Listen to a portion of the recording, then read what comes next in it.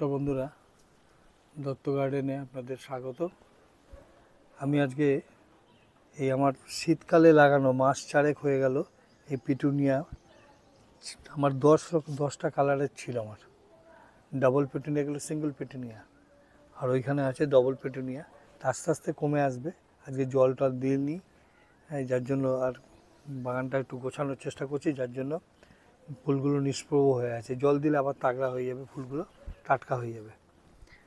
এবারে আমি আগামী বছরের জন্য এই ফুলগুলোকে কিছু বীজ কালেকশন করার জন্য এই যে শুকনো বীজগুলো, এগুলো প্রত্যেকটা গাছে আলাদা আলাদা করে রাখবো।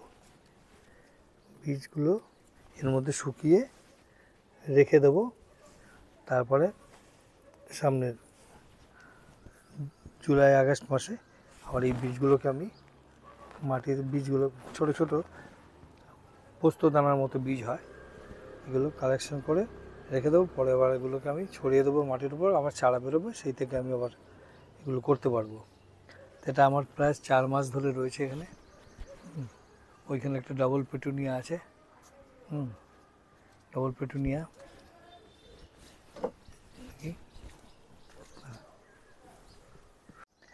এটা হচ্ছে ডাবল পেটুনিয়া, ডাবল একটাই গাছ, কিন্তু এখানে একটা গাছ আছে আর এখানে একটা গাছে দুটো কালার। আর অসম্ভব ফুল হয়েছিল, প্রচুর, মানে বলে বোঝানো যাবে না। এই দেখুন শুকিয়ে গেছে, এর থেকে বীজগুলো কালেকশন হবে। এর গোড়াতে বীজ আছে, বীজগুলো পড়ে আবার নতুনভাবে বেরোবে। আর এগুলো সিঙ্গেল, এগুলো একটা কালার, খুব সুন্দর কালার। এখন তো শেষ হয়ে এসছে, 4 মাস হয়ে গেছে বয়স। এখনও জল দিলে কিছুদিন ফুল ফুটবে আরও।